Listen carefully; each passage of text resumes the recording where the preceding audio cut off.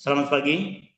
Selamat pagi, Selamat Pastor. pagi, Pastor. Silakan. Ya, saya Baik. ini berada di Suteran di Percu daerah Percu Setuan. Maka marilah kita bersama-sama merenungkan bacaan Injil pada hari ini. Hari ini hari Senin 3 Maret 2025. Firman Tuhan menyapa gereja diambil dari Markus bab 10 ayat 17 sampai dengan ayat 27. Marilah kita mendengarkan secara bersama-sama. Pada suatu hari Yesus berangkat meneruskan perjalanannya. Maka datanglah seorang berlari-lari mendapatkan dia, dan sambil bertelut di hadapannya ia bertanya, "Guru yang baik, apa yang harus kuperbuat untuk memperoleh hidup yang kekal?" Yesus berkata kepadanya, "Mengapa kau katakan aku baik? Tak seorang pun yang baik selain Allah. Engkau tentu mengetahui segala perintah Allah. Jangan membunuh, jangan berzina, jangan mencuri.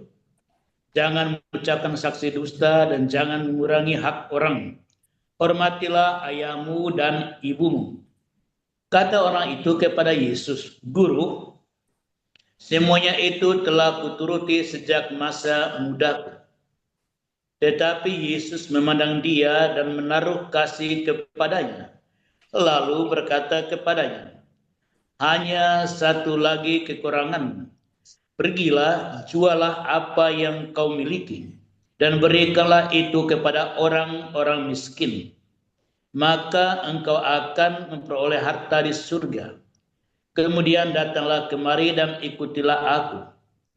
Mendengar perkataan Yesus, orang itu menjadi kecewa, lalu pergi dengan sedih, sebab banyaklah hartanya.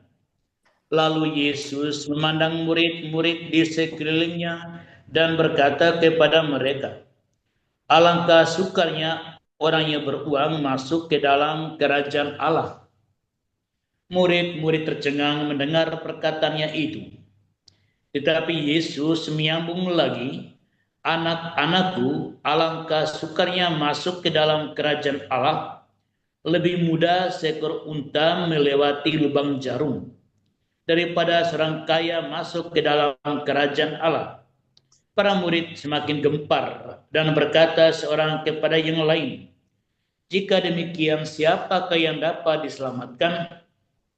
Yesus memandang mereka dan berkata, "Bagi manusia hal itu tidak mungkin, tetapi bukan demikian bagi Allah. Sebab bagi Allah segala sesuatu adalah mungkin." Demikianlah sabda Tuhan. Terpujilah Kristus. Sahabat-sahabat rohani yang terkasih,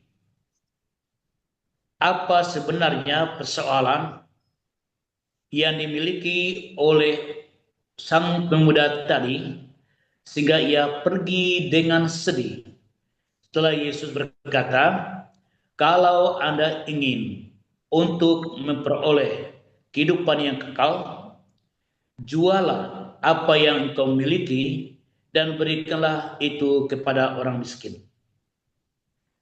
Sang pemuda tadi adalah seorang yang baik, seorang yang menaati 10 hukum Allah, tidak membunuh, tidak berzina, tidak mencuri, tidak mengucapkan saksi dusta, tidak mengurangi hak orang lain.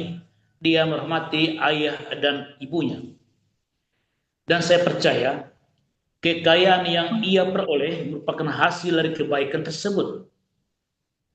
Kekayaan yang ia miliki bukan karena ia adalah seorang geng dari sebuah mafia kejahatan tertentu, tetapi apa yang ia miliki itu sungguh diperoleh dengan dasar-dasar dari perintah Tuhan dan juga tidak melakukan hukum, tindakan-tindakan yang melanggar hukum Tuhan. Dengan kata lain, sang pemuda ini memiliki kualitas kesucian personal.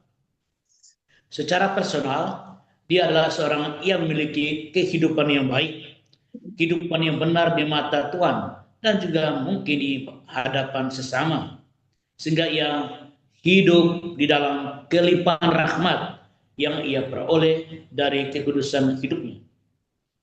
Sahabat-sahabat rohani yang terkasih, ternyata bagi Tuhan kita Yesus Kristus, kekudusan pribadi, ketaatan dalam melakukan firman Tuhan yang menjadikan orang itu secara personal adalah orang baik, orang benar, orang jujur, tidak lengkap kalau itu tidak berdampak secara sosial bagi orang lain.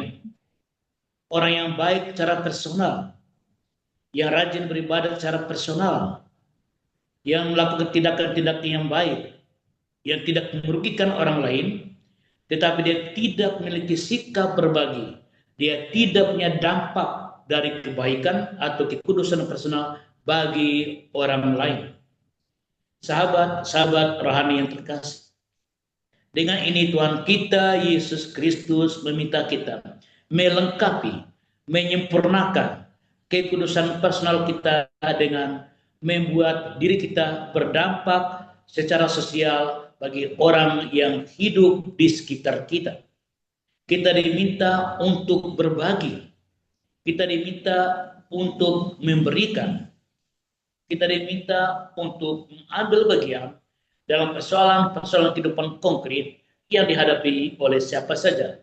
Bisa di dalam keluarga, dalam kehidupan bermasyarakat, dalam kelompok, atau dalam pergaulan sosial dengan siapapun dan dimanapun.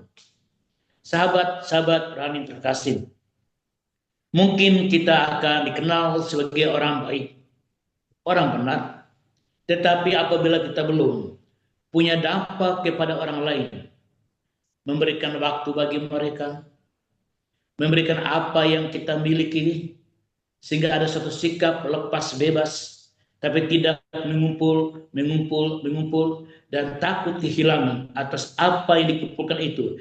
Di sini kita belum sungguh melengkapi kekudusan personal dengan dampak sosial bagi kehidupan.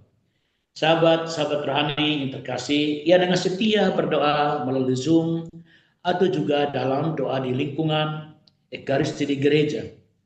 Apabila kita tidak punya dampak positif kehadiran kita bagi orang lain, membagi waktu, menjadi sahabat dalam konseling, menjadi sahabat yang bisa mendengarkan mereka, memberikan nasihat kepada mereka, bahkan berbagi apa yang kita miliki, kita belum sempurna.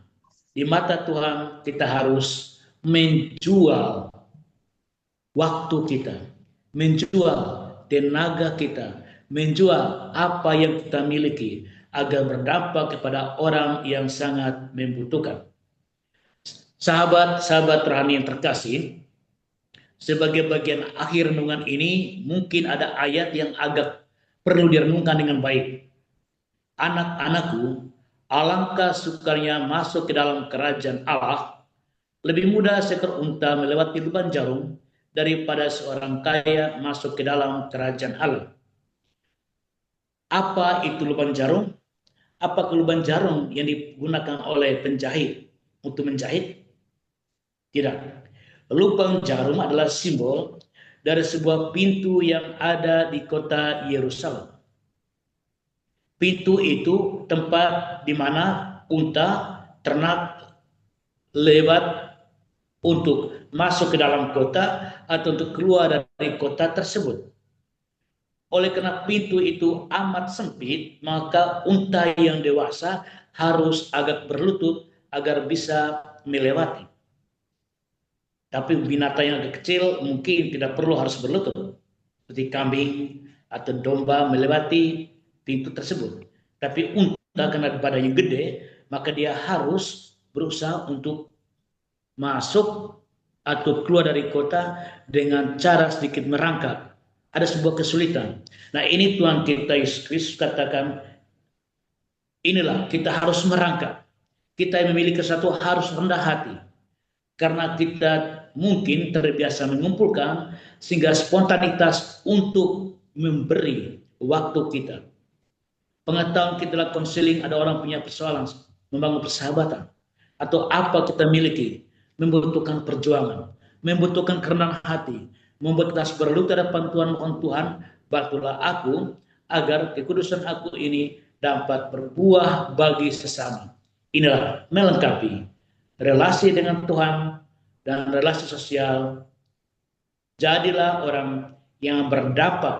Kalau Tuhan sudah memberikan dampak kepada kehidupan kita, kita harus memberikan dampak pada kehidupan sesama kita dengan cinta yang kita miliki. Tuhan memberkati kita. Amin. Selamat beraktivitas. Terima kasih Pastor Beno atas santapan pagi ini.